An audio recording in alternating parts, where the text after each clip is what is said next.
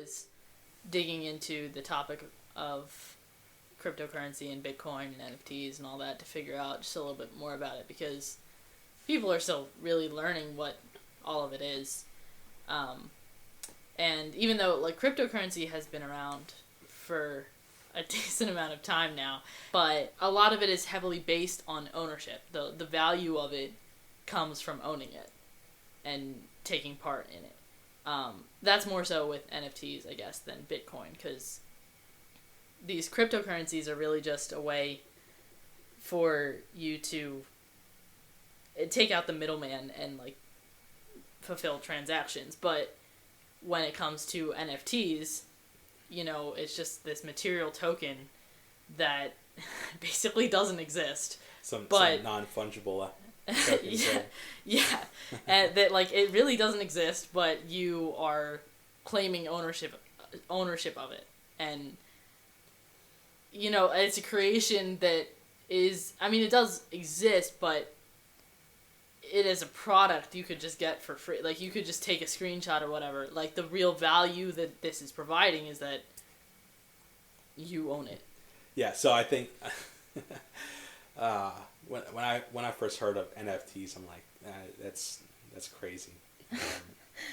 But, you know, most people I don't think really understand or know what NFTs are. Yeah. Or non-fungible tokens, or however you want to say it. Right. But really, you know, the gist behind it is, you know, we have this blockchain technology that we have been able to create through cryptocurrency, or should I say, is the basis behind cryptocurrency, right? Right. Which, you know, has taken off as an investment class all of its own, but also the technology behind it has been used in institutions all over the place for security and privacy, doing monetary transactions and things beyond just the value and transactions of cryptocurrency itself. Right. Right. Really, the technology behind that is what's allowing a lot of these things to occur. Mm-hmm.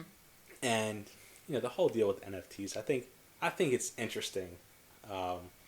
And on the surface, a lot of people can find it very comedic. I know I did at a certain point, right? Yeah, of course. Because initially, when you first hear about it, it's often presented like this, right? I have a graphic picture online, right? And I want to make sure everybody knows that it's mine. So I'm going to add in this blockchain technology ID into the image, right? And the blockchain technology will allow you to basically create a blockchain code that will identify the image as the original graphic image that was created online. Right, and then associate it with whoever purchased it as their own. Right, and you know, just from basic economics, there's value to that supposedly because that's really the only original version, and depending on how many people like it, right, you have an increased value. Right. Right, but then here's the funny part that everyone always laughs at.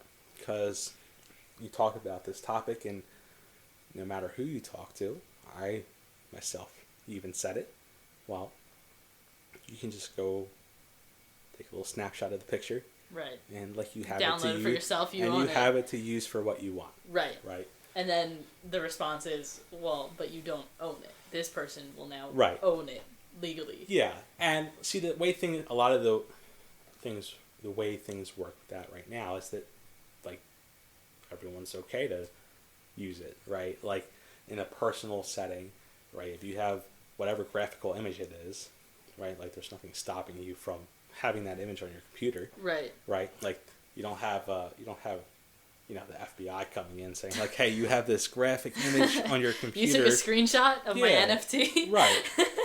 Yeah, like nobody's coming after you because like you have a copy of the image, whatever it is, right? Right. But that's not really what the value is, right? The value of this is in the potential implications and actions that we can use for the technology of those things, right? The blockchain technology? The blockchain technology, right? The blockchain. So if you could really have an identification of, say, an original graphic image of, I don't know, say it's a logo, right? You know, you could theoretically, in the future, wherever that logo or a trademark appears, right? Think about this. Because you have a trademark for a company, you don't want anyone else to use it, right? Mm-hmm. That's why it's trademarked, right? Or if they do use it, they have to pay you money, right? That's how that works. Think about the use of an NFT, where you could basically assign and give that image with the NFT in it out to other people. And then you would know for a fact that they're supposed to have that, right? There's really implications for identification and ownership of things such as images online and things of that nature that have yet to be seen. Yeah. Right. But I think it's still gonna, it's definitely could, like, be beneficial for things like copyright and all those legal issues that come with branding and, just like licensing online for materials and photos and stuff like that. But I mean, immediately what comes to my mind is that it doesn't necessarily stop someone from creating a duplicate of that logo that's like slightly different. You know, that's like one of the biggest issues is that you have copycat pieces everywhere. Right. And, you know, someone could still create something slightly different but looks just like it and then, you know, be a competitor in their own legal way. You know, there's still going to be that issue. Yeah. Well, so this is where, because this is so very new, Right. Right, there is a lot of kind of gray area as to, one, how these things are actually applicable.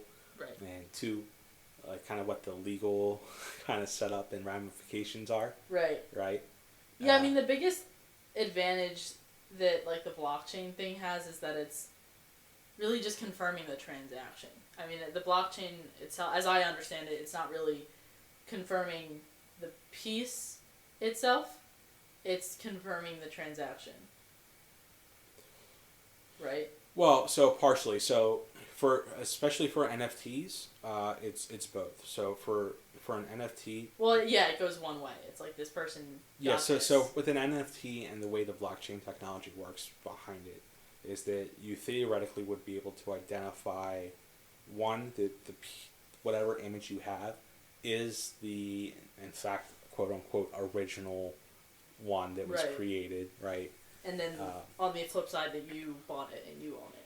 Right, and then who owns it, and then also being able to theoretically give that image out to other people from like a royalty use standpoint, right? So that's where that's the piece that's really missing, is that how the world is really gonna, one, track the use of it, and two, deciding how it's gonna be used. Right.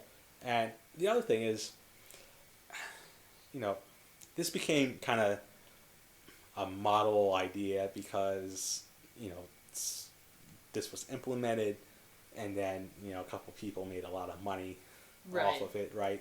So, you know, spontaneously became all hyped up and whatnot, which is great and fine, but it's also very dangerous because not everyone really understands kind of what's behind it or what's going on, and not everyone always thinks about, hey, well, how is this going to be used today, tomorrow? What are the risks to it, right? And I do think one of the biggest things with cryptocurrency and the blockchain and NFTs, all of that, because of the technology used, one of the biggest risks that already is being argued now is the carbon footprint that it leaves, and environmentally what it's doing. And like a lot of people are arguing why it's so beneficial when we have a way of doing transactions that doesn't leave such a big footprint. Which I didn't know this like before I looked into it a little bit, that how much energy it really took to run the blockchain, because it's really just this open network and like a giant saved list of every transaction ever, and the only way to like verify is to say, has this transaction happened on the list before, you know? And so, if like personally thinking about that in like computer terms, you really have this like algorithm that's running through an entire list every single time a transaction is made, of course it's going to take like this extreme absurd amount of energy.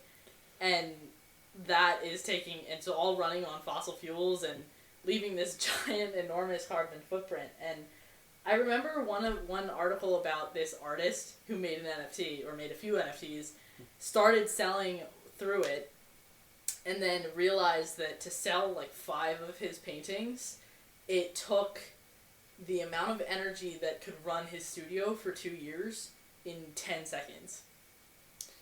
And it was like, and then he stopped like selling through NFTs. It's definitely something to think about. Like to your point earlier about thinking about, you know, how what you're doing from a business perspective impacts, you know, things that matter to you and your environment, right? Whether it be resources, the earth, other people, right? Like it's some things to think about. But my guess would be, you know, this is still all relatively new in the structure and design of the technology, both software and hardware, right? And my assumption or guess, right, or hypothesis, if you would be that down the line, those issues are going to slowly go away.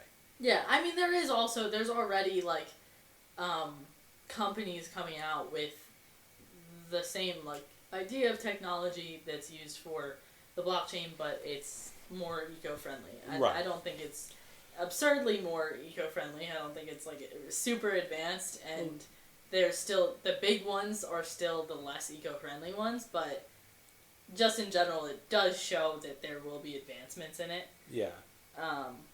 There definitely will be.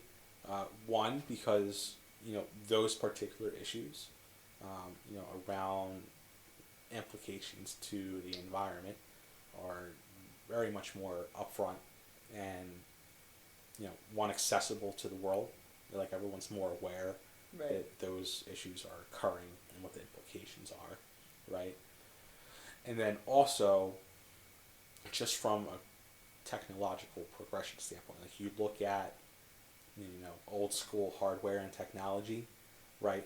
And there's a really a standard progression of the technology starts out huge, lots of hardware, right? Lots of systems, lots of processes, and over time, it'll get smaller. It'll have less of an impact. It'll become more streamlined, right?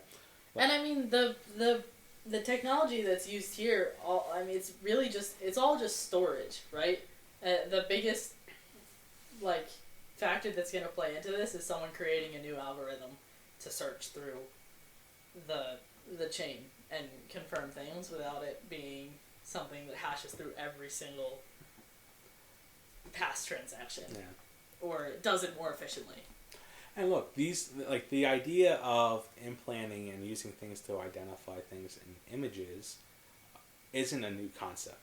The only new concept there is that you can identify it through the use of blockchain technology. Right. And it's the security of it. And it's used on a wide scale. Yeah. Right? You know, the method of, you know, using images and having things embedded in images on the computer is not a new concept.